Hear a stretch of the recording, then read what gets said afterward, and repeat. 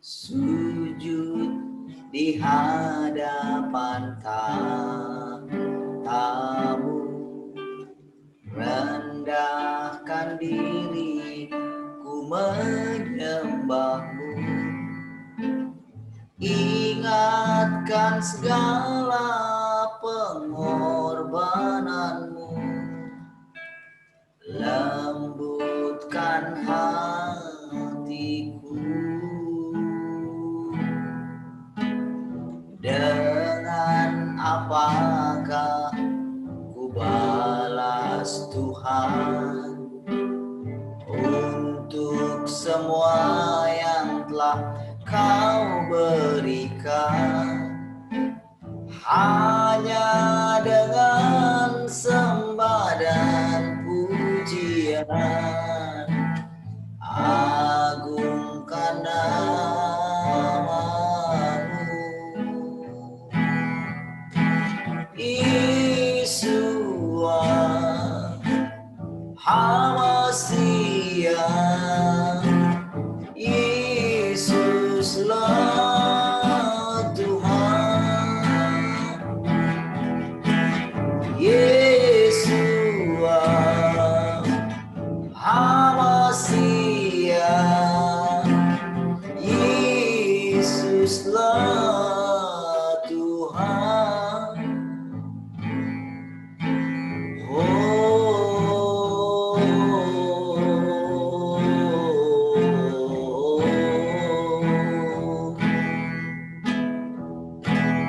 Kami datang menyembahmu, tersungkur menyembahmu, memandang indahnya wajahmu.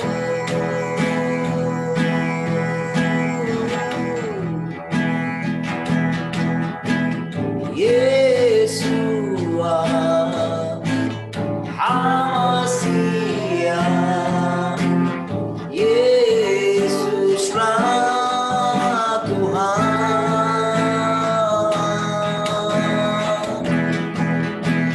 Yesua, Hamasia,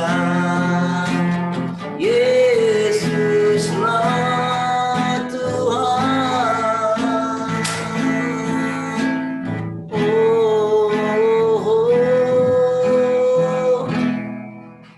Setiap pagi kami ada di depan-Mu menunggu-Mu,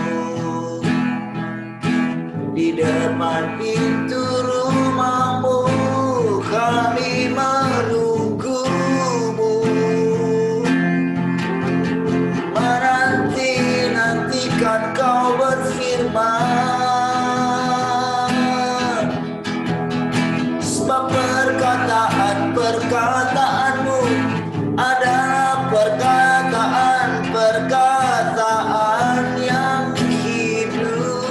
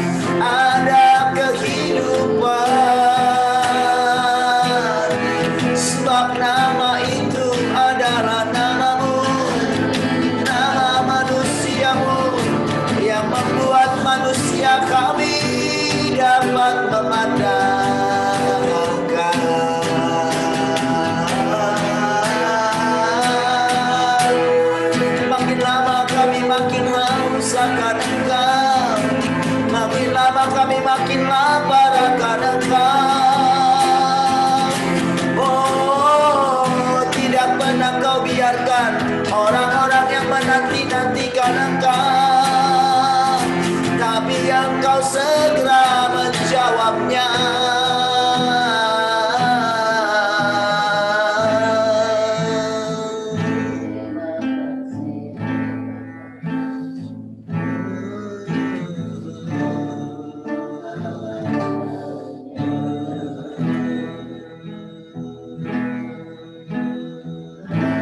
You are my hiding place. You always fills my heart with songs of deliverance. Whenever I'm afraid, you are my hiding place. You always fills my heart with songs of deliverance.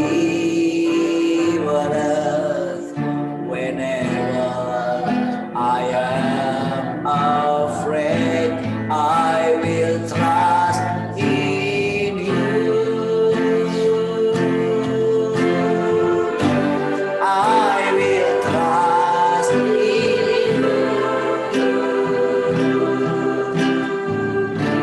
Let the weak say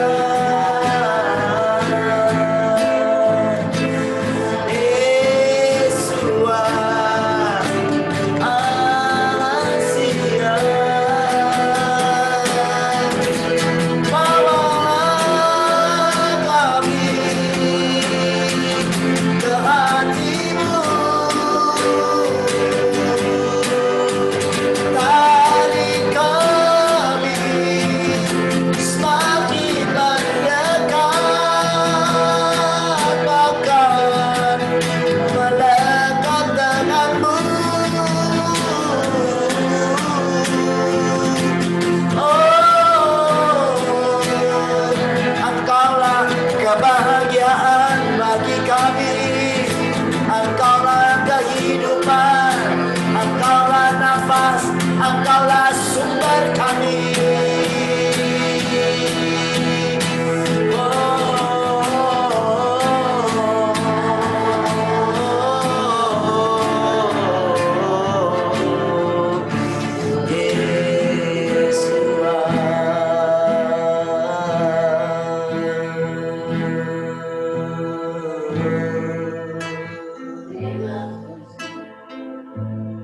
Terima kasih.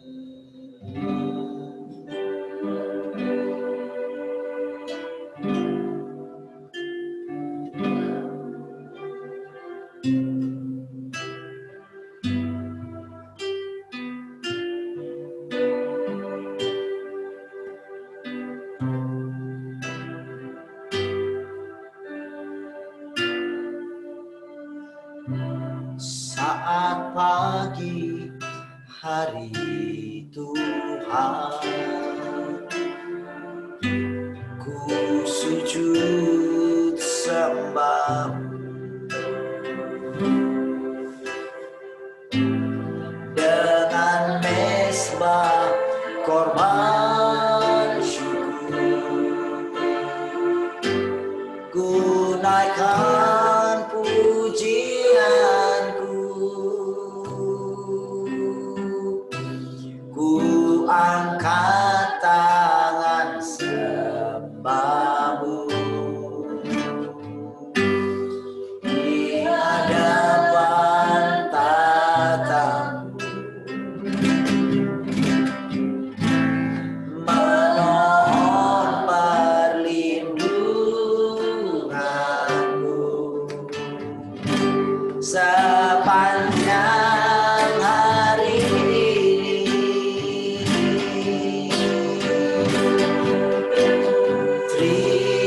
Terima kasih buat hari yang kau beri.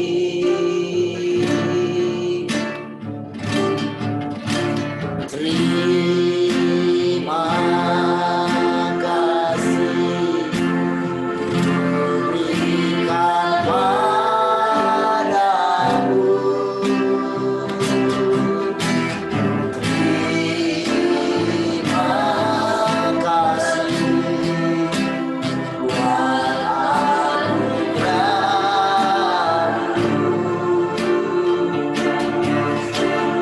Terima kasih, oh Yesus. Terima kasih Tuhan. Terima kasih buat hari yang kau beri. Terima kasih berikan padamu.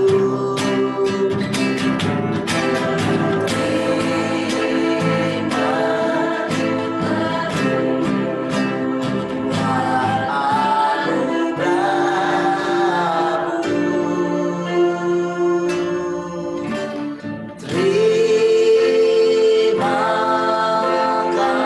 Terima kasih. Terima kasih, oh Yesusku. Haleluya. Puji Tuhan, Allah kita luar biasa.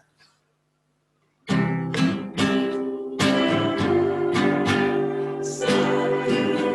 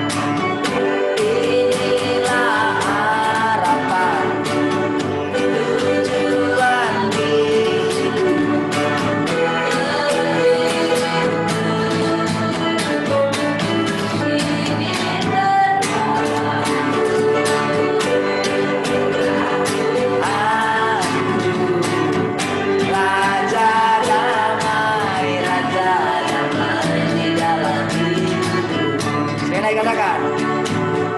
Inilah harapan, tujuan di hidupku, dalam hidupku. Ingin bertemu dengan Tuhanku, Raja damai, Raja damai. Sekali lagi katakan, inilah harapanku, inilah harapanku, tujuan hidupku, dalam hidupku. Ingin bertemu dengan Tuhanku, Raja damai, Raja damai di dalam hidup, Raja damai, Raja damai, Raja damai di dalam hidup. Sekali lagi katakan Raja damai, Raja damai, Raja damai di dalam hidupku. Berikan tepuk tangan untuk Tuhan. Haleluya. Baik, puji Tuhan. Shalom semua, selamat pagi. Shalom. Puji Tuhan. Tuhan kita luar biasa. Yuk kan laptop kali ya?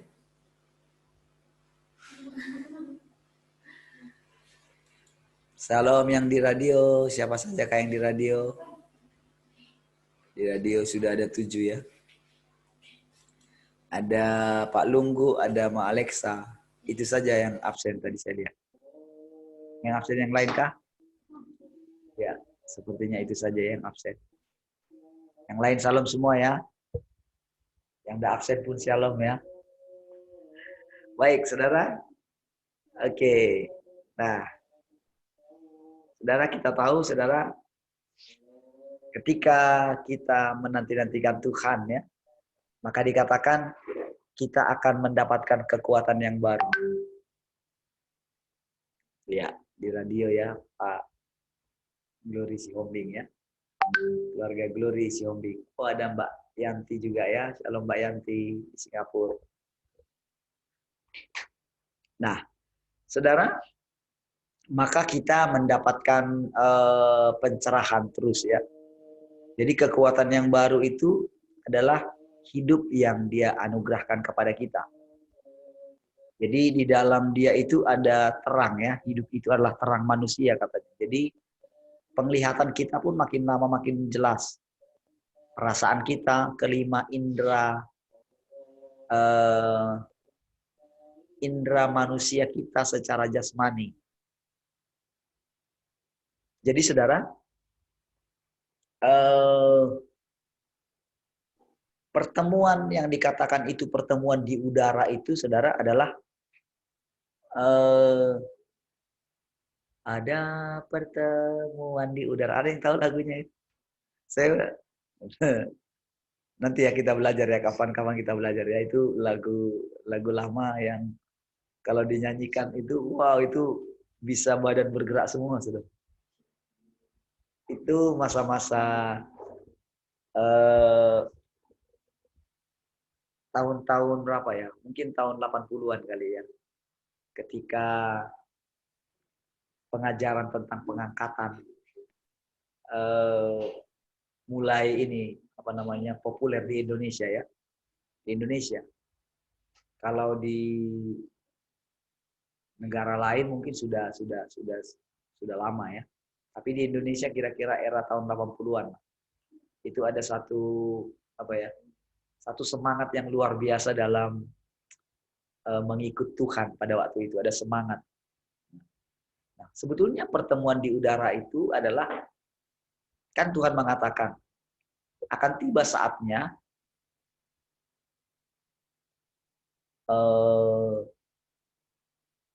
bukan menyembah di gunung ini atau di Yerusalem gitu. Gunung ini maksudnya tempat orang Samaria menyembah Tuhan ya.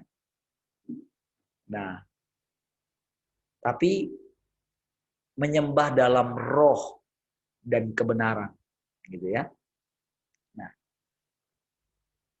Allah mengerjakan ya, Allah mengerjakan kayak memantik ya, menghidupkan kembali roh manusia yang selama ini tidak terhubung dengan Allah, rohnya. Ya, sehingga boleh merasakan di dalam roh. Nah, namun pekerjaan di akhir zaman itu adalah penyelamatan materi. Ya, karena kan kita diciptakan juga dari materi itu. Nah, di situ ingin menyatukan sebetulnya. Nah, disitulah bedanya kita dengan yang sudah di alam roh gitu. Makanya perlu nanti kebangkitan orang mati ya. Jadi orang kudus yang sudah ada di sana itu juga mencari tubuhnya. Nah, tapi bagi kita yang masih hidup ini, kita itu akan beralih dari tubuh kita. Beralih. Jadi asli tubuh kita ini berubah. Ya, tubuh kita ini berubah menjadi tubuh kemuliaan. Nah, jadi itulah yang disebutkan dengan manusia ilahi. Ya. Jadi manusia Yesus tidak berdosa. Tidak pernah dikuasai oleh dosa. Tidak berdosa. Karena dia tidak pernah tunduk kepada iblis. Ya. Kita mesti pahami kebenaran itu. Di ada manusia Yesus, ada roh Tuhan yang ada pada manusia Yesus. Ya, roh Tuhan ada padaku katanya kan. Nah, hanya dia saja yang berhak sebetulnya yang paling pertama berhak disematkan ayat itu. Roh Tuhan ada padaku. Hanya kepada dialah berhak disematkan ayat itu. Nah, jadi ketika kita menerima pekerjaan Tuhan yang pertama dalam hidup kita yaitu menerima anugerah, kita diizinkan untuk menggenapi Taurat. Amin. Menggenapi Taurat, ternyata disitulah kita temukan diri kita itu tidak bisa. Oke. Nah, disinilah kita memohon anugerah Allah, menanti-nantikan Tuhan, sehingga kita boleh melihat Tuhan sendiri yang melakukan melalui kita. Lewat apa? Lewat proses penanti-nantian kita. Men, disitulah sebetulnya kesempurnaan gerejanya. Disitulah sebetulnya kesempurnaan perkawinan anak domba. Perkawinan anak domba. Makanya dikatakan berbahagialah orang yang diundang ke pesta perjamuan itu. Ya, jadi kita sudah dan sedang ada di sana. Ya, ada di mana proses penyatuan. Ada pertemuan di udara, pertemuan yang manis. Coba satu orang ini ya, carikan ya kata-katanya ya, nanti boleh diposting di sini. Ya. Nah, ini Mbak, ya.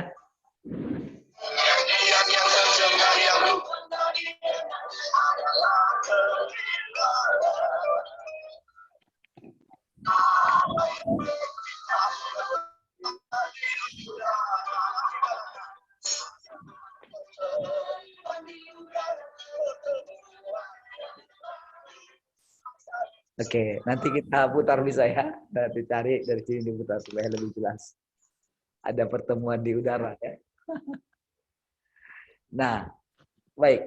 Saudara, saya ini kita baca satu ayat dulu ya.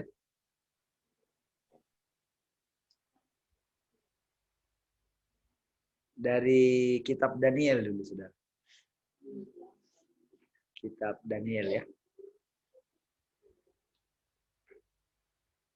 Oh, enggak ada. Daniel pasal yang ke-12 ya.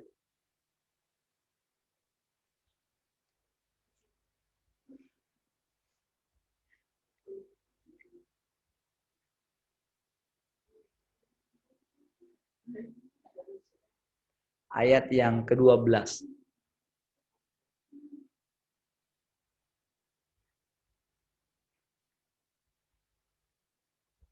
Daniel 12 ayat 12.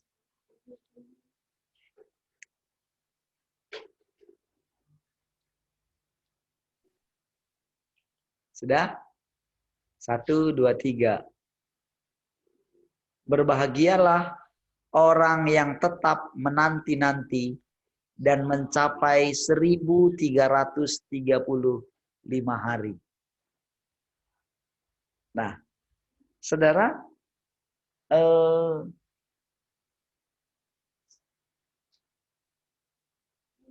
ini dikatakan kepada Daniel ya. Kepada Daniel, lalu dikatakan, engkau pergilah sampai tiba akhir zaman dan akan beristirahat dan akan bangkit untuk mendapat bagianmu pada kesudahan zaman. Jadi Daniel disuruh dikatakan pergilah sampai tiba akhir zaman. Itu sebetulnya berbicara mengenai dia beristirahat bersama dengan nenek moyangnya. Itu Daniel ya. Jadi ada kehidupan dalam ketika mereka beristirahat. Ya, ketika mereka beristirahat. Mungkin itulah yang dilihat oleh orang-orang yang mau melihat sorga dan lain sebagainya gitu ya. Nah, jadi kita dikatakan bagi kita yang hidup di akhir zaman itu dikatakan akan terjadi hal-hal seperti yang kita baca dalam kitab Wahyu. Nah, kalau kita lihat kitab Wahyu ini sebetulnya tidak jauh-jauh dengan apa yang ada tertulis di dalam kitab Perjanjian Lama yang ditulis oleh para nabi-nabi. Ya, seperti yang kita baca kemarin, itu sudah lompat sebetulnya kan, yang kitab Mika itu. Itu kan tentang kerajaan 1000 tahun dan bahkan sudah dicatat tentang langit baru dan bumi baru. Yerusalem baru juga sudah disebutkan. Bahkan prosesnya jelas sekali gitu. Dan di sanalah sebetulnya dijelaskan tentang kehidupan nanti yang akan kita jalani dalam langit baru, bumi baru. Ya, ternyata ada kehidupan. Ternyata ada juga bangsa-bangsa yang membawa kekayaannya. Dikatakan kan pintumu tidak akan, gerbangmu tidak akan pernah tertutup katanya. Baik siang maupun malam. Supaya apa? Supaya bangsa-bangsa dapat membawa harta kekayaannya katanya kan. Nah, jadi pertemuan di udara itu sebetulnya adalah lebih ke arah penyatuan kita. Jadi kan ceritanya tadi kan bahwa kita ini dikatakan akan menyembah Bapa dalam roh dan kebenaran. Jadi kita naik. Nah, tapi selanjutnya adalah bagaimana supaya dia ini, karena dia itu roh ya. Kan dikatakan bahwa tidak ada seorang pun yang bisa melihat Tuhan akan hidup katanya kan. Ketika dikatakan karena Musa pengen sekali melihat wajah Tuhan, kemuliaan Tuhan, perlihatkanlah kemuliaan. Karena saking kuatnya kehadiran Tuhan dalam diri Musa, saking nyatanya Tuhan itu bagi Musa gitu ya, saking nyata sekali. Sangat nyata sekali. Sehingga dia berani mengatakan doa itu. Mengatakan permintaan itu. Tunjukkanlah kemuliaan. Saking nyatanya. Nah, saking kuatnya kerinduan, saking murid-muridnya itu melihat wajah Allah di dalam diri Yesus gitu ya. Saking mereka melihat sesuatu yang sangat berbeda sekali. Setiap kali dekat dengan Tuhan gitu ya, mereka merasakan sesuatu. Nah, saking realnya Yesus memperlihatkan sorga itu kepada mereka. Sehingga Filipus berani mengatakan, Guru, tunjukkanlah Bapa itu bagi kami. Itu sudah cukup bagi kami. Ya. Nah, kalau di zamannya Musa, Musa itu masih diperlihatkan. Tapi belakangnya ya.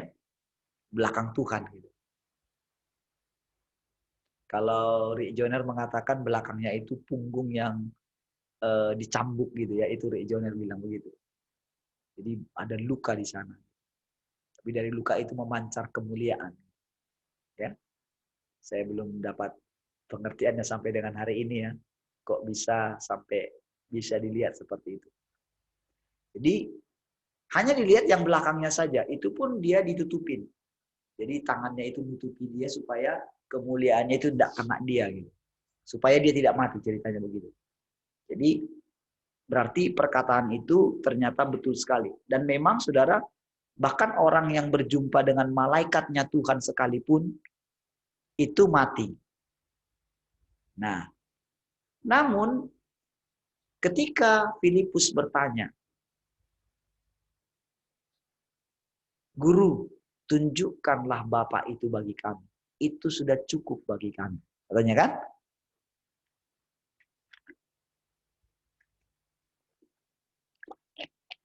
Dia tidak menyatakan nanti.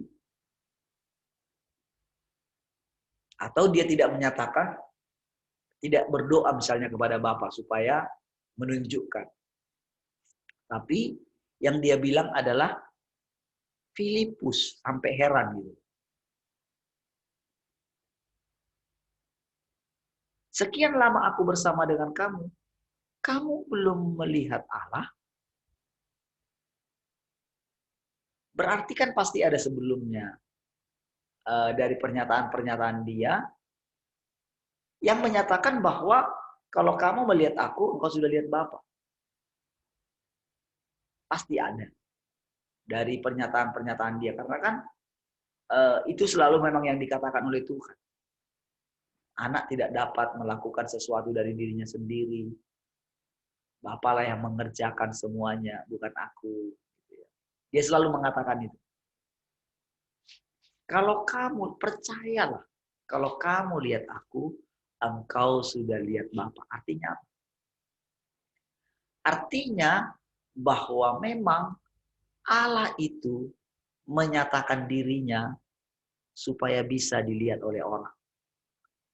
Itulah tujuan yang lain, atau boleh dikatakan sebetulnya tujuan selain tujuan penebusan. Jadi penebusan itu awal, lalu dia menjadi manusia itu supaya kita bisa melihat hidupnya. Nah, tapi tujuan yang kalau saya boleh katakan tertinggi adalah supaya Allah yang tidak kelihatan itu boleh kelihatan. Nah, gitu sebetulnya. Boleh dilihat secara fisik.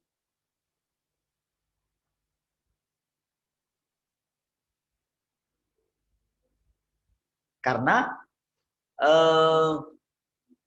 ketika di Yohanes pasal 6 itu, jadi sebetulnya di dalam diri Yesus itu ketika dia berbicara itu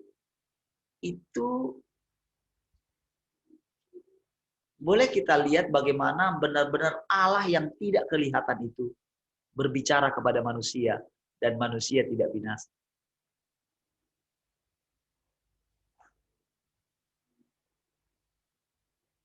Bagaimanakah jika engkau melihat anak manusia itu kembali ke tempat dari mana dia berasal? Itulah yang dilihat oleh Yohanes di Pulau Patmos. Ketika rohnya dibawa, dia benar-benar seperti orang mati kan. Ketika melihat matanya yang tajam merah, kakinya yang ini gitu kan, pakaian yang jubah yang apa gitu ya, rambut yang putih metah gitu kan, dengan kemuliaan yang suaranya itu seperti guntur, gemuruh gitu. Padahal kan yang dia lihat itu kan anak manusia.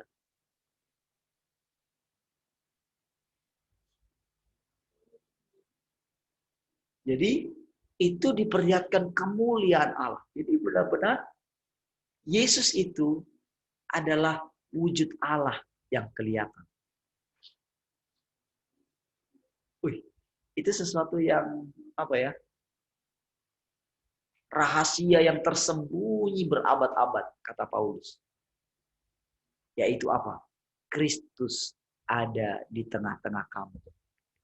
Jadi Kristus bukan sekedar nabi, pembuat mujizat.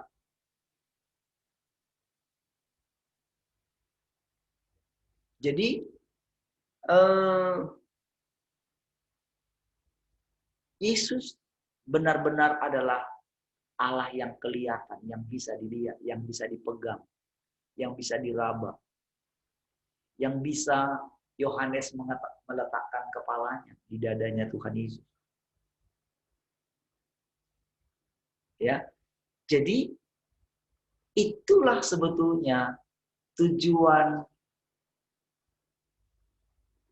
tertinggi dari Allah, supaya dia bisa benar-benar dirasakan. Jadi kalau selama ini kita mengaktifkan 5 indera rohani kita, justru sekarang indera jasmani kita juga aktif. Bisa merasakan pekerjaannya. Dan itulah memang yang dia inginkan. Makanya dikatakan begini, kasihilah Tuhan Allahmu dengan segenap jiwamu. Dengan segenap hatimu. Dengan segenap apa? Akal budimu. Berubahlah kamu oleh pembaharuan budimu. Nah, selama ini kita itu sudah diajar cukup tentang roh. Sehingga sebetulnya yang paling kuat berperan dalam roh itu adalah imajinasi. Oke, imajinasi, bayangan. Saya ingat saudara ketika saya, karena pernah mendengarkan pengajaran, karena saya bukan tipe misalnya yang bisa, bukan sejak dari dulu sudah punya misalnya karunia penglihatan. Ya, seperti Bu Rahel misalnya ya, dia kan memang beda sekali. Jadi ketika saya katakan tentang saya melihat Tuhan seperti dokter beberapa kali, dan memang itu terasa ya. Saya ingat pertama kali itu ketika tangan saya yang itu ya, kilir ya, lepas keluar dari ini, jatuh, dada saya terhantam ke itu benar-benar memang saya ingat seperti yang saya ceritakan awal-awal kita Zoom ini ya. Jadi benar-benar kayak subuh gitu. Itu adalah ketika saya mempraktekkan tiba-tiba dapat gambaran, dapat bayangan gitu. Lalu saya ikuti gambar itu. Jadi yang bekerja kuat adalah imajinasi. Dan karena memang dengan sepenuh hati, imajinasi ini itu bertumbuh dan beberapa kali bisa menolong saya. Bahkan sampai karena memang imajinasinya kuat sekali gitu. Sampai bisa, yang itu yang saya katakan itu ada ketika saya sakit itu, ada orang yang masih hidup, itu bisa datang di kamar saya gitu. Karena saya posisi waktu itu lagi doa pakai celana pendek, karena yang datang itu perempuan, saya langsung perbaiki posisi saya. Itulah kekuatan imajinasi. Ya. Nah, tapi kalau saya ini kan itu apa namanya? Itu bisa. Apa namanya? Itu kebenaran gitu. Dan saya uji berkali-kali, Tuhan meneguhkan gitu. Nah, seperti itulah juga cara Tuhan mentes penglihatan nabi-nabi. Coba ada saudara itu siapa ya? Apa yang kamu lihat katanya? Pohon badam katanya kan? Penglihatanmu bagus katanya. Itu dites. Yang itu adalah mata roh. Ya. Bisa melihat di alam roh itu. Namun saudara, ternyata si iblis mengikuti permainan ini sehingga dia memakai apa namanya? Memberikan gambar-gambar.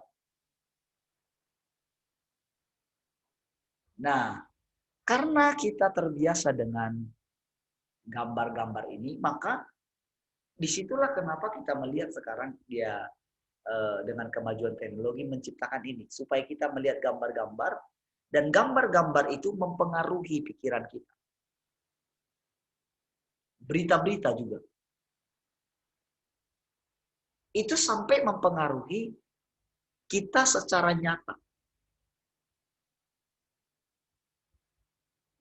Ya, itulah kekuatan gambar-gambar. Makanya ada pelajaran dulu kita tentang bagaimana gambar-gambar. Saya ingat itu bagaimana Pak Andreas pernah mengajarkan tentang gambar-gambar.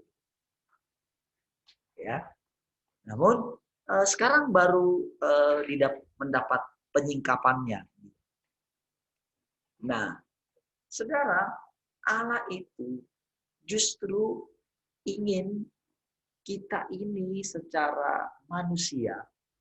Jadi arti inkarnasi itu adalah bagaimana kita boleh kelima indera jasmani kita secara materi. Sampai-sampai kita itu bisa mengecap. Makanya, kecaplah dan lihatlah betapa baiknya Tuhan itu.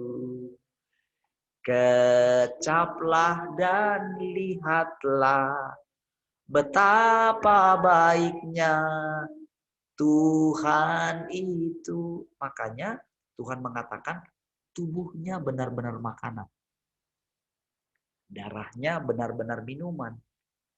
Jadi benar-benar pengecapan kita secara jasmani. Jadi awalnya itu secara roh, tetapi sebetulnya jadi sampai-sampai pengecapan kita secara jasmani ini itu bisa mengecap Tuhan yang adalah roh itu. Melalui apa? Melalui firman-Nya.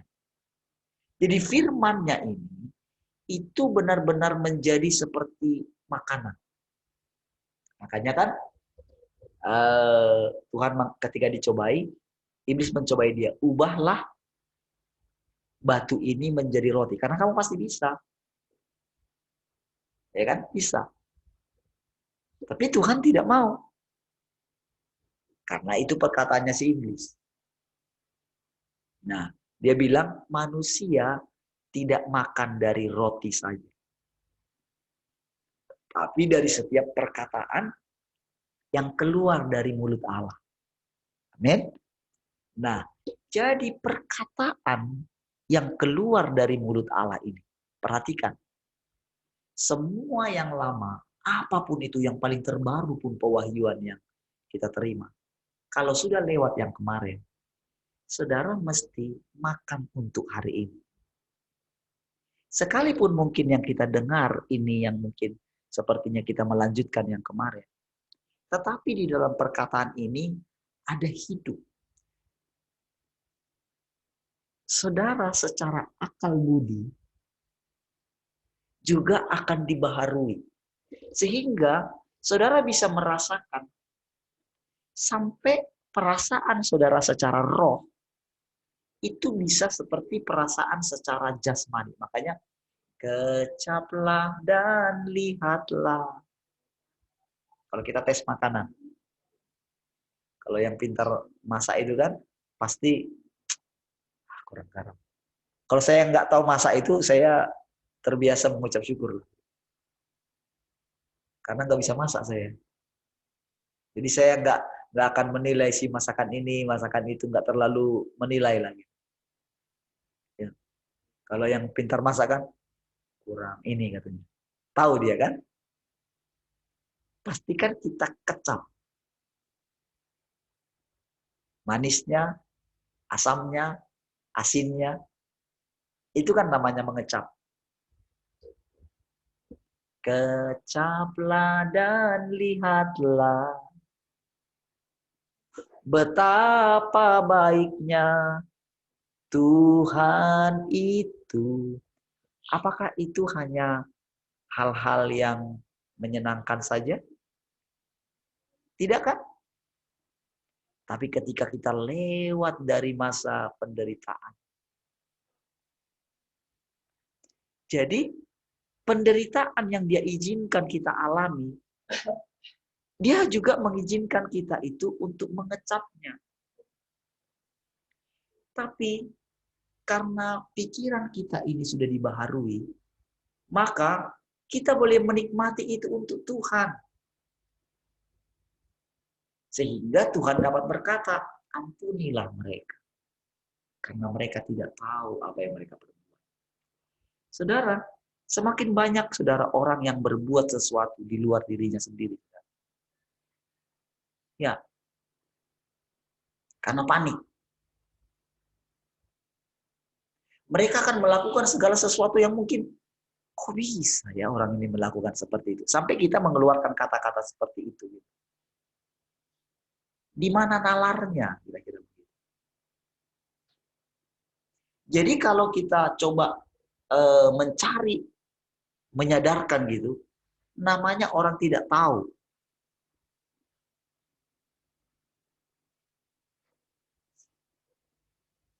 Disinilah kita boleh sembari kita itu diingatkan tentang bagaimana kita dulu sebelum sekarang. Kita diizinkan mengalami, merasakan, turut merasakan apa yang dirasakan oleh Tuhan. Kalau saudara kembali lagi ke belakang, perasaan Tuhan menjadi perasaan kita.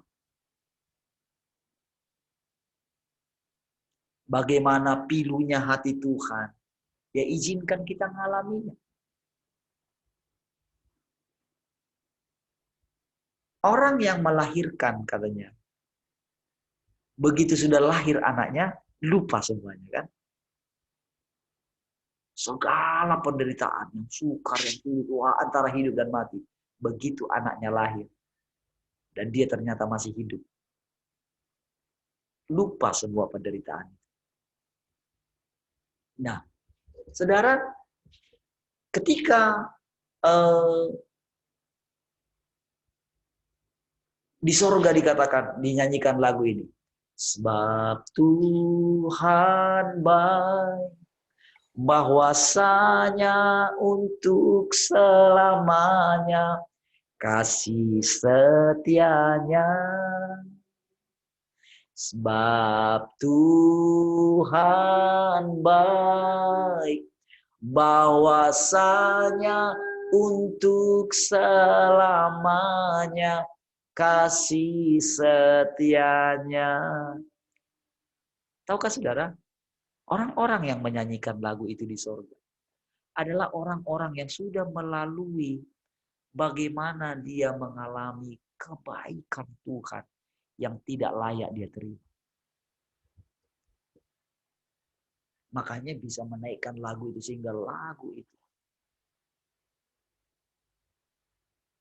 Sehingga kata-kata itu membuat semua makhluk yang ada di sorga tersungkur, saudara. Karena apa? Mereka seperti melihat tiba-tiba mereka ini diingatkan gitu. Jadi di dalam diri manusia itu, jadi Bukan seperti yang sekarang itu ada gambar yang mereka lihat. Gitu. Misalnya gambar yang besar gitu yang mereka lihat. Ada seperti proyektor gitu. Mereka melihat seperti film. Bukan. Jadi mereka itu benar-benar seperti melihat. Jadi masing-masing melihat dirinya. Gitu. Masing-masing melihat dirinya. Melihat bagaimana Tuhan itu hidup dalam mereka. Itu tiba-tiba saja mereka mengerti. Pikiran mereka, perasaan mereka, imajinasi mereka. Jadi, saudara bisa bayangkan, kita ini lebih daripada handphone, smartphone. Kan manusia yang menciptakan itu. Jadi kita lebih smart dari handphone yang paling terbaru sekalipun. Sudah digabung semuanya. Kita lebih smart dari situ. Jadi, kita ini secara materi pun itu benar-benar jadi dari pikiran kita tiba-tiba saja. Jadi kita seperti melihat satu masing-masing manusia. Mereka seperti melihat. Dan ini tidak dilihat oleh orang lain, dilihat oleh orang itu sendiri.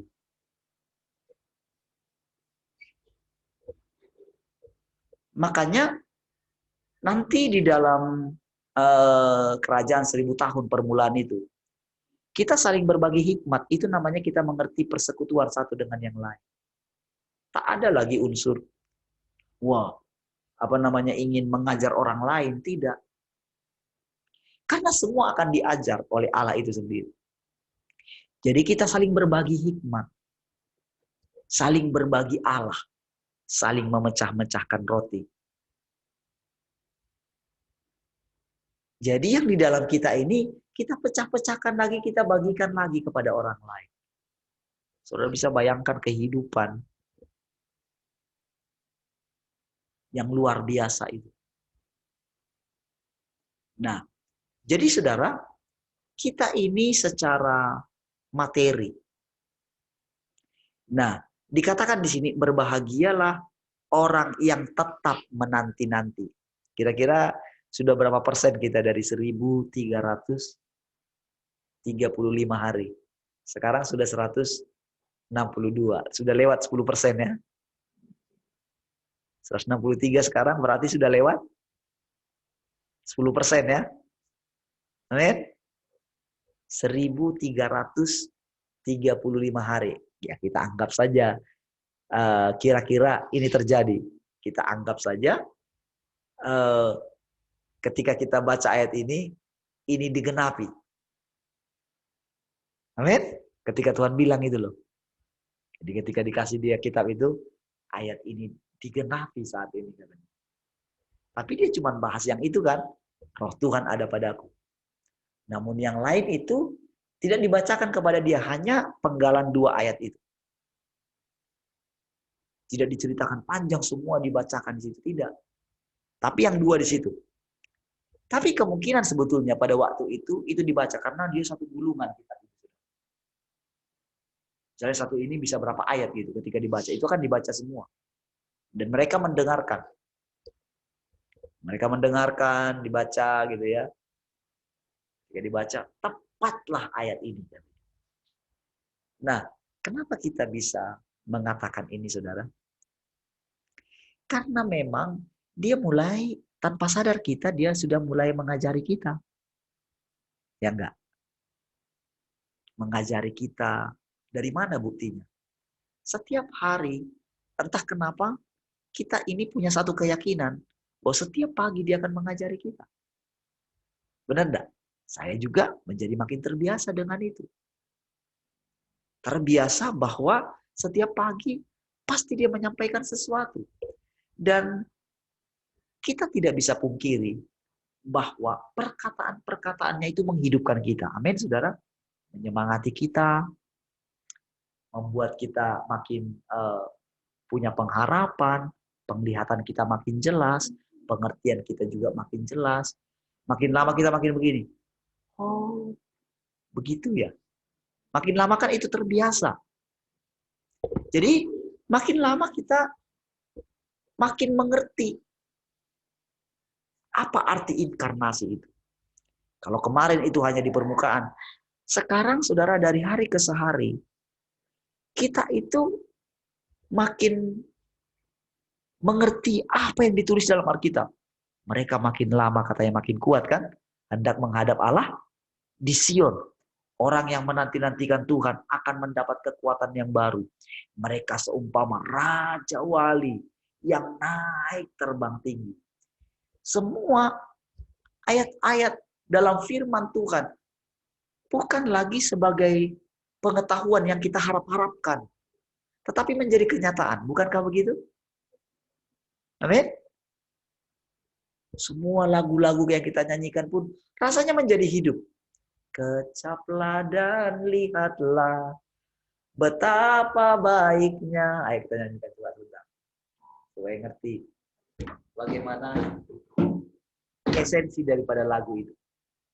Dulu kita menyanyikan enak kita nyanyikan, tetapi ketika dengan pengertian yang baru sekarang, kita merasakan esensinya. Ya, esensi atau hakikatnya, atau intinya, atau jati diri daripada lagu itu. Nah, ya.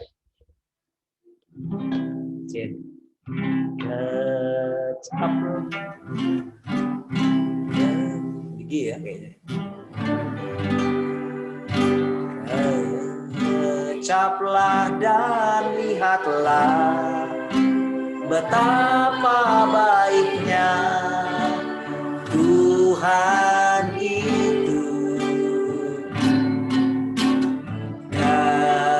Kecaplah dan lihatlah betapa baiknya Tuhan itu. Bila ku kan kasih-Mu di dalam hidupku, ku sadar akan jamahan Tuhan dan di hatiku memurut bila ku renungkan karya-Mu di dalam hidupku. Ku sadar akan jamahan Tuhan dan hatiku memuji. Sekali lagi katakan, bila ku renungkan karya-Mu di dalam hidupku, ku sadar akan jamahan Tuhan dan hatiku memuji-Mu. Amin. Kecaplah dan lihatlah. Jiwa kita benar-benar menyadarinya. Itulah yang diharapkan oleh Allah. Jadi bukan lagi pengalaman roh.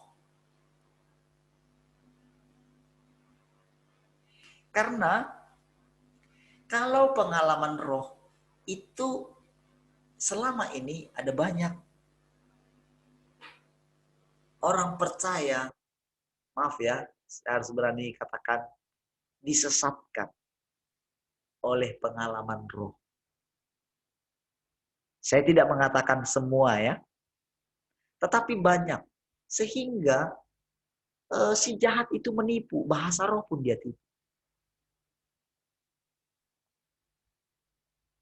Coba saudara perhatikan para hamba Tuhan yang sudah terbiasa menyembah, itu ya, sudah terbiasa dengan bahasa roh itu. Saudara akan menemukan kejanggalan. Ya, roh saudara pasti menemukan kejanggalan. Siapapun dia yang mengucapkan. Tak ada lagi kuasa di sana. Karena mereka tidak berjalan. Mereka sudah ditinggalkan. Mereka hanya menikmati yang lalu. Karunia yang lalu. Jadi apa yang kita alami hari-hari ini, saudara, adalah di mana kita ini benar-benar sampai jiwa kita benar-benar menyadarinya. Wow. Sampai seperti itulah kita bisa tunduk. Itulah namanya penaklukan Tuhan atas hidup kita. Sampai jiwa kita ini menyadari sepenuhnya. Allah itu hadir dalam kita. Wow, gimana ya? Membahasakan itu. Dan hatiku memujimu. Sebetulnya kan mulut kita kan yang memuji kan. Tapi mulut ini hanya mengeluarkan apa yang ada di hati. Makanya kalau mulut ini tidak sinkron di hati, itu satu kejijikan di hadapan Tuhan. Makanya kecaplah. Itu kan ayat dalam firman Tuhan dalam kitab Mazmur ya. Kecaplah dan lihatlah. Bisa dikecap. Bisa dilihat. Jadi Allah itu tujuannya melalui manusia Yesus supaya dia bisa nih hidup berdampingan dengan kita. Itulah pertama sekali Allah benar-benar hidup berdampingan. Inilah yang dikatakan Paulus, rahasia yang tersembunyi berabad-abad, di mana Kristus ada di tengah-tengah kamu. Ada di antara kita dalam persekutuan ini. Dan kita benar-benar bisa, kita tak bisa membohongi loh, bahwa Tuhan sedang ada di tengah-tengah kita. Jadi, saudara bisa berani berkata sekarang, ya, kami sudah melihat Tuhan, tapi bukan karena apa yang Bapak sampaikan lagi. Tapi kami sudah merasakan, roh kami turut menyaksikannya, bahwa Allah memang nyata hidup di antara kita. Terbukti daripada perubahan hidup kita. Amin? Pasti saudara. Jadi ketika dia tinggal dalam saudara, saudara pasti dengan sendirinya tidak akan sembarangan hidup di luar sana. Saudara pasti tidak akan lagi memiliki ketakutan seperti yang dimiliki oleh orang lain. Atau saya ini lagi ya, mungkin kurangi sedikit. Tingkat ketakutan, kekhawatiran, keraguan-raguan, kebimbangan makin lama itu makin hilang. Gitu maksud saya. Ya. Tapi saya boleh katakan tadi itu saudara tidak takut karena itu firman Tuhan. Supaya apa? Supaya apa yang kita katakan lewat mulut kita ini terjadi. Jadi firman itu benar-benar kita melihat. Jadi kalau di kitab surat-suratnya Paulus, kalau boleh saya katakan saudara,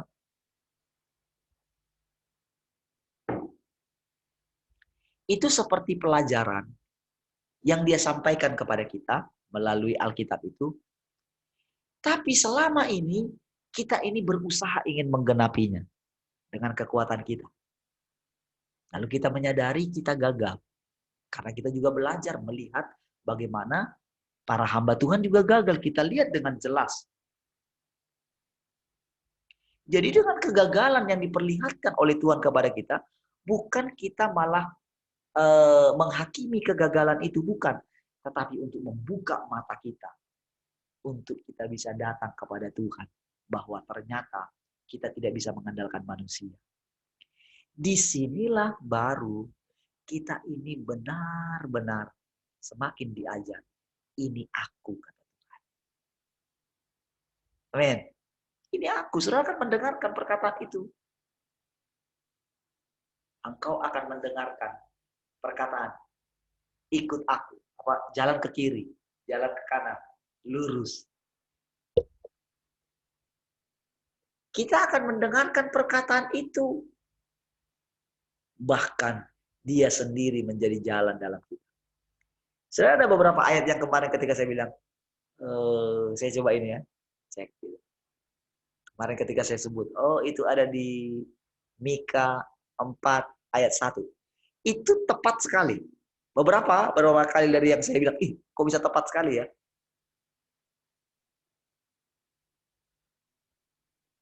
Tahu nggak saudara? Itu jadi benar-benar saudara, kehadiran Allah.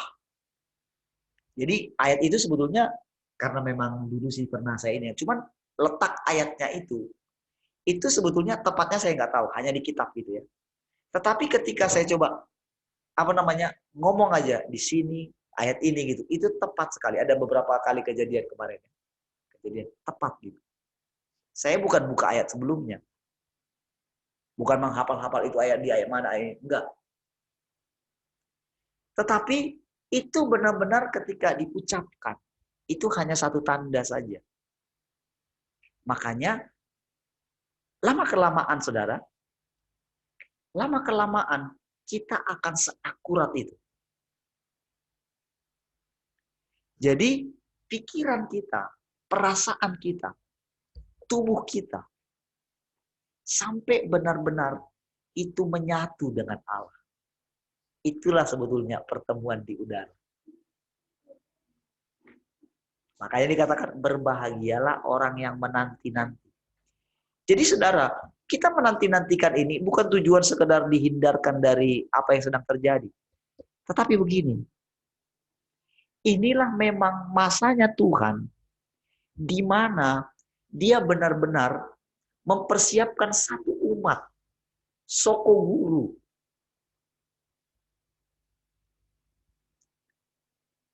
Jadi dia mempersiapkan satu masa ini. Jadi dia membuat kita bisa menanti-nantikan ini dengan situasi seperti yang sekarang. Inilah yang harusnya disadari oleh semua hamba Tuhan. Harusnya saudara. Namun saudara, kalau boleh kita kembali ya. Bila ku renungkan karyamu. Kita renungkan gitu. Di dalam hidupku. Apa yang saya ceritakan kepada saudara. Dari sejak kecil, dari sejak dalam kandungan, prosesnya, terus. Itu seperti diperlihatkan gitu. Lalu kita renungkan. Ternyata dari sejak kandungan kita sudah dijagai oleh Allah untuk dipersiapkan ke masa yang sekarang. Dan ketika melihat proses, saya dipanggil Tuhan dalam usia yang muda, lalu mulai mengikut Tuhan dalam tempo 2 tahun, saya full time. Selanjutnya, proses selanjutnya, saya keluar dari situ, mengikuti bagaimana saya bekerja. Lihat semua perjalanan itu. Saya melabuhkan pelayanan saya ke yang dulu, gitu kan. Lalu kita keluar dari situ, gitu kan. Kita mulai, kita nggak tahu buat apa-apa. Ternyata sampai dengan hari ini, itu kan saya ingat bagaimana pertama kali, bagaimana mungkin saudara lihat marah-marahnya keluar. Saya pun tidak tahu, saya harus tunduk. Karena itu tidak menyenangkan, tapi ya sudahlah. Toh Tuhan bilang, toh kan kamu sudah bilang kamu mau lari. Ketika orang-orang mulai meninggalkan, saya tidak bergeming sedikit.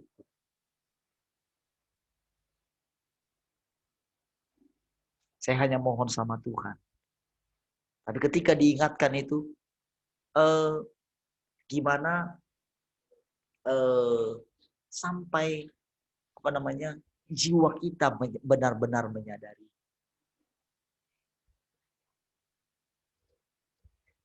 Bila kurenungkan karyamu dalam hidup, ku sadar akan jamahan Tuhan. Berarti apa, saudara? berarti Tuhan itu senyata tubuh kita ini. Gitu. Jadi sekarang yang kita lihat dalam hidup kita hanyalah pekerjaan Tuhan, bukan lagi pekerjaan si jahat. Disinilah firman itu berdaulat dalam kita. Enggak akan bergeming dengan apapun yang terjadi. Karena kita tahu Allah berdaulat di atas semua. Dan dia cakap melakukan segala pekerjaan. Amin. Dia nggak pernah gagal. Kita enggak terlalu memikirkan apa lagi yang akan terjadi, kesulitan apapun yang ada di depan kita. Kita tidak begitu dipengaruhi lagi dengan itu.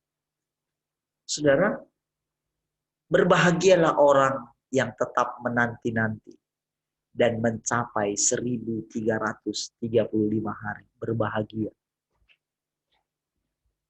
Jadi selama proses kita menanti-nantikan ini, kasih Tuhan selalu baru setiap hari. Amin, saudara. Kasih Tuhan tak berkesudahan, tak habis-habisnya rahmat-Nya. Coba. Di mana? Kasih Tuhan tak berkesudahan, tak habis-habisnya rahmat-Nya, selalu baru setiap hari, baru setiap hari. Besar setiamu Tuhan, besar setiamu. Ayat ini kan ada di kitab Ratapan ya. Wow, itu kitab Ratapan itu Yeremia dibanjiri air mata. Tapi dia mendapatkan firman ini. Kasih-Nya selalu baru setiap hari. Tiap hari. Ada begitu banyak ratapan hari-hari ini, saudara. Apalagi dengan orang yang sangat membutuhkan oksigen. Tapi tidak ada oksigen, itu kalap. Benar. Kalau ingat ya bagaimana pendeta yang ada di Sibolga itu ya. Nggak bisa kita sampaikan, kita doakan pun itu sulit, saudara. Karena sesak ya.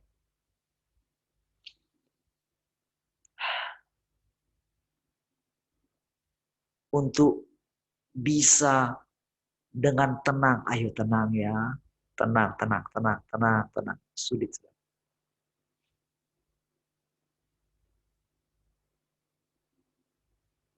Saya waktu yang sakit, yang sudah kurus sekali itu, yang kena TBC itu ya, sampai muntah darah itu. Saya nggak sampai sesak. Saya nggak sampai nggak sampai harus pakai oksigen gitu, tabung oksigen tidak. Tapi dalam memang kondisi yang sudah kurus sekali, mungkin orang lihat, wah nggak tahu masih hidup atau enggak. Mama saya saja bilang gitu ya, aku nggak nyangka lagi kamu masih hidup. Gitu. Tapi saya nggak sesak gitu. Saya nggak pakai pernafasan.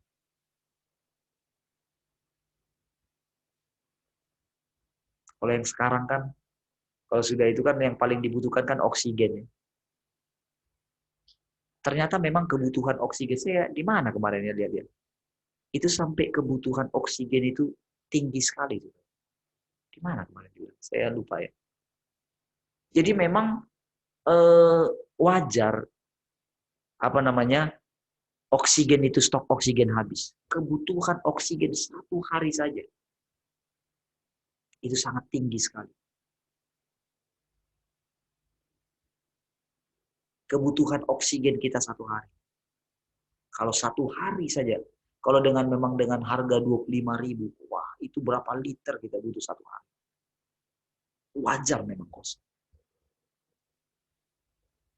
Padahal kan kalau kita pikirkan tinggal bernafas saja kan. Kita nggak menyadari. Jadi kita butuh nitrogen dan oksigen.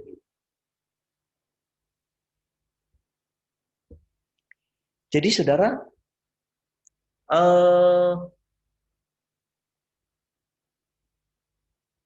ketika kita bisa menikmati Tuhan dengan sadar, menghirup Tuhan. Ketika kita bisa bisa hidup hari ini,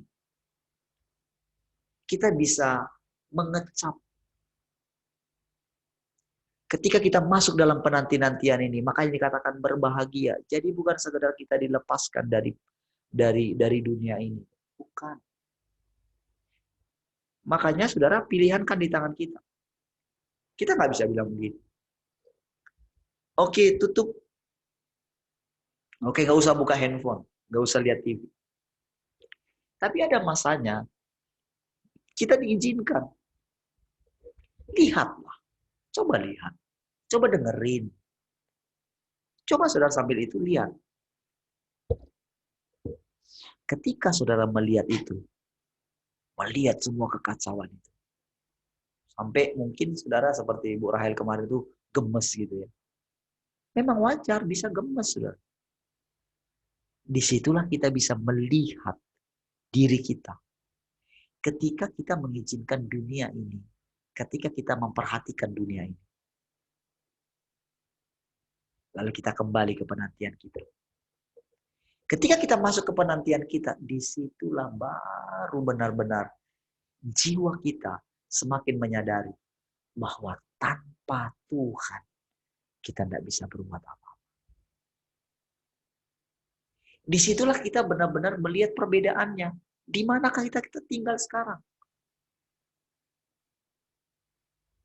Dan begitu melihat keadaan itu, ini membuat kita setiap hari berjaga-jaga. Karena anugerah yang luar biasa kita boleh masuk. Menanti-nantikan ini kita sudah lewati 10%. Amin. Dan kita tetap kuat. Kita tetap semangat. Nggak seperti yang kemarin lagi. Nggak sulit lagi. Kalau dulu mungkin kita, 5 menit lagi, bablas. Ya enggak? 5 menit lagi, kelewatan gitu kan. Sekarang kan nggak lagi. Begitu alarmnya bunyi, udah ambil handuk, mandi, semua segar. Nggak peduli kita mau tidur 1 jam kah, 2 jam kah, atau kita capek bekerja di PT kah. Kita melihat perlindungan Tuhan. Walaupun saudara punya satu pendirian, saudara sendiri saja yang punya pendirian yang berbeda dengan yang lain, tetapi saudara dilindungi kan? Dijagai. Saudara semakin melihat berbahagialah orang yang menanti-nantikan Tuhan. Saudara bisa mengecap. Semua nanti saudara ketika saudara baca isi Alkitab, itu saudara semakin dicerahkan. Jadi lagu yang tadi yang kita nyanyikan, kasih Tuhan, itu kan di kitab Alkitab. Wah, itu rasanya ngeri sekali saudara yang dihadapi oleh umat Tuhan pada waktu itu karena mereka mau dibuang ke Babel. Itu mereka dibuang. Kita ini dikeluarkan dari Babel. Ibaratnya kita pulang dari pembuangan.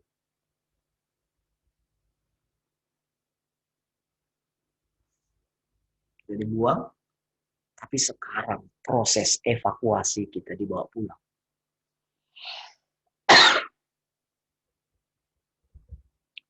Jadi apa yang dikatakan mereka membangun?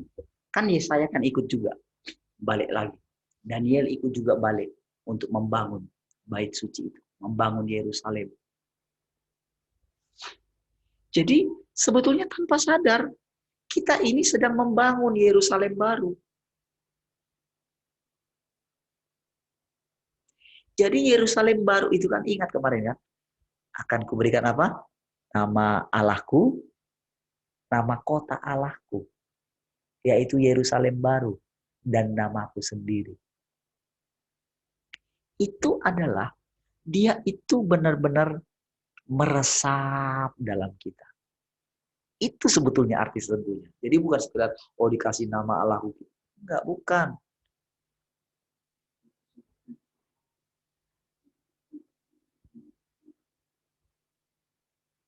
Tetapi kan nama itu adalah menunjukkan siapa dia.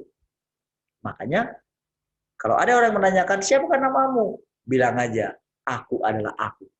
Musa kan bingung kan?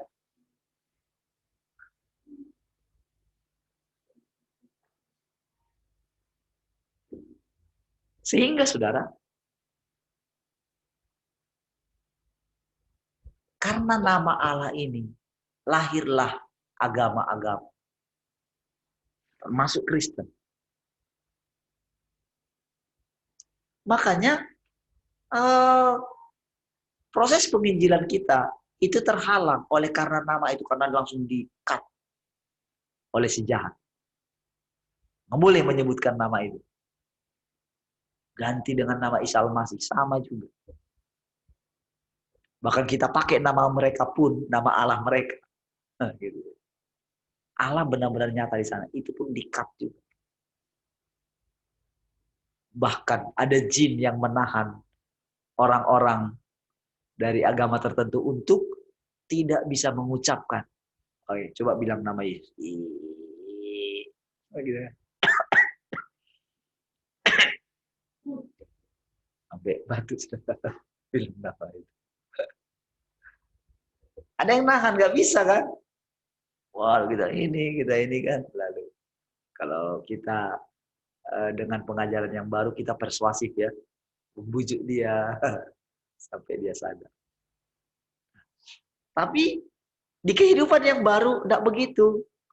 Bangsa-bangsa akan datang kemana? Ke Gunung Sion. Mereka akan diajar dan kita akan mengajar mereka. Karena dari Sion akan keluar pengajaran. Jadi tanpa sadar kita ini sedang membangun. Kan kalau kita bilang kita kan, sekarang kan kita sudah terbiasa dia kan. Jadi ketika saya bilang kita, itu artinya kita bersama dengan Allah, atau Allah lebih tepatnya Allah bersama dengan kita.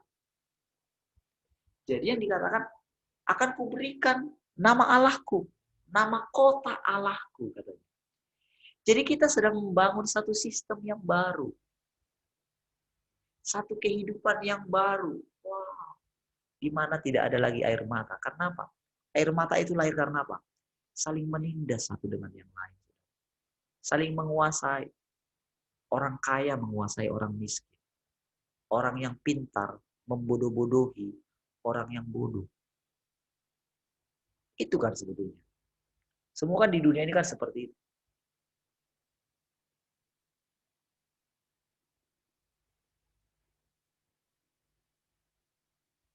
Jadi semua bersaing.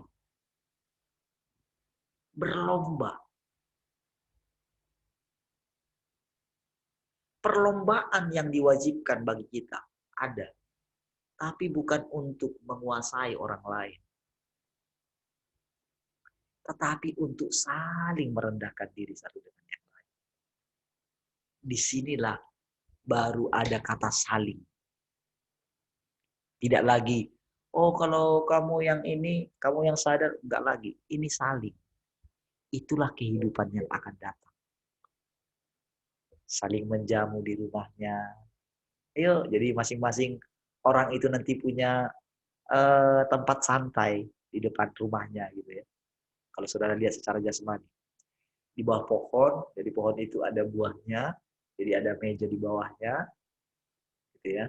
Jadi orang datang singgah di sana, cerita. Yang diceritakan adalah semua tentang Tuhan yang nyata.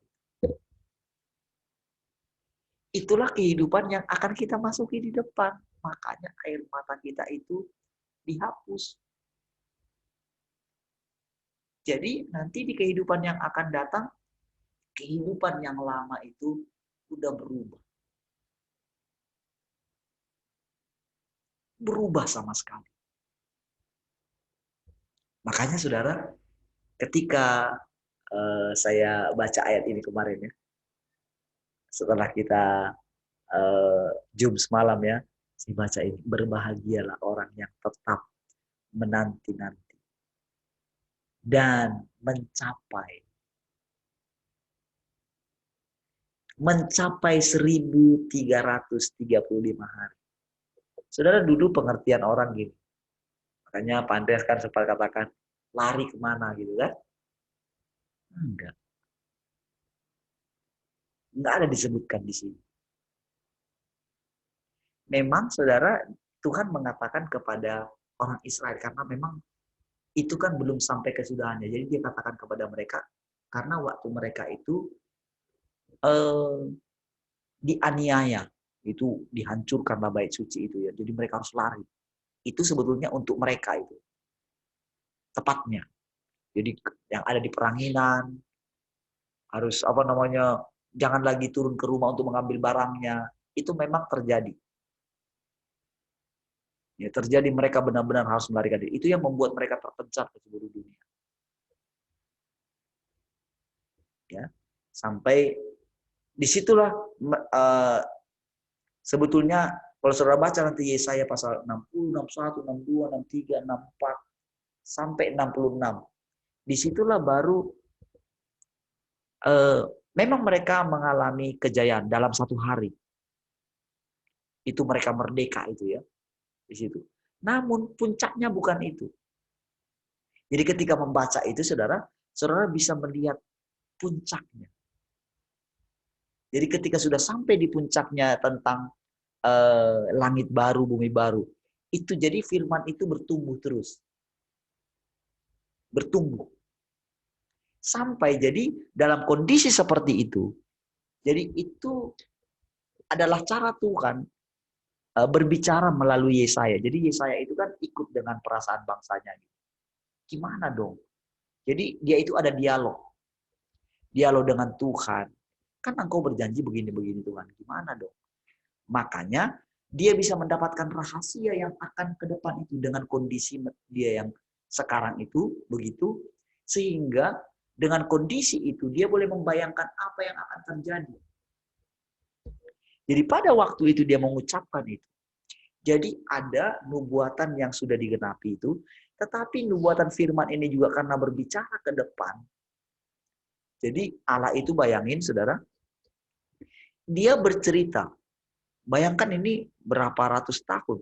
Kalau nggak salah 1.500 tahun. Saya lupa. Itu untuk bisa, bahkan di zaman ini kan Tuhan itu sudah berbicara kepada mereka yang akan terjadi di masa yang sekarang ini. Bayangkan berapa ribu tahun. Tetapi tahukah saudara, di zaman mereka sudah mengalami. Jadi salah satunya kalau saudara baca yang misalnya kamu akan menikmati bangsa-bangsa akan datang. Mereka juga sudah mengalami itu. Di mana semua bangsa datang ke sana, menjadikan itu menjadi kota suci. Kan, ingat kan? Bagaimana kita pergi ke sana, semua bangsa-bangsa akan datang. Itu digenapi juga. Tetapi penggenapan yang sejatinya itu adalah ketika pekerjaan Tuhan sampai di akhir zaman antara saudara dan saya. Makanya dikatakan berbahagialah orang yang menanti-nantikan 1000 dan mencapai 1335 hari. Itu lebih tepat daripada kalau di kitab Wahyu kan itu 3,5 tahun ya terakhir kan. Ini lebih dari situ kalau kita hitungkan. 1335 hari. Jadi ada ketika kita dibawa masuk ke masa itu. Ya, lihat dan prosesnya kita sedang melihat bahwa bagaimana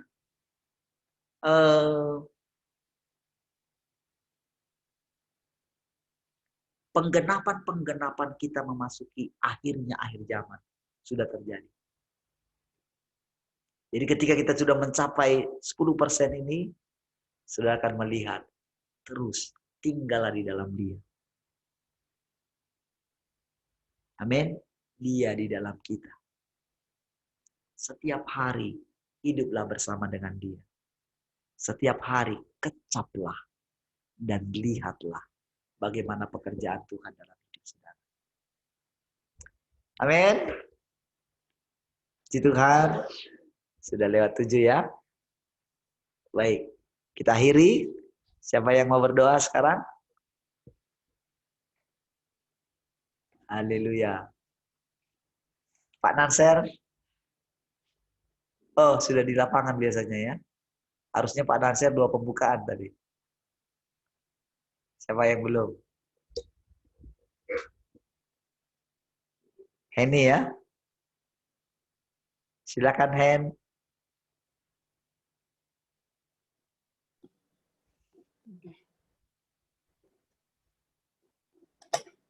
Terima kasih Bapak, Tuhan Yesus, dan Roh Kudus, kami ucap syukur untuk semua yang Kau kerjakan dalam hidup kami, dalam keluarga besar kami semuanya.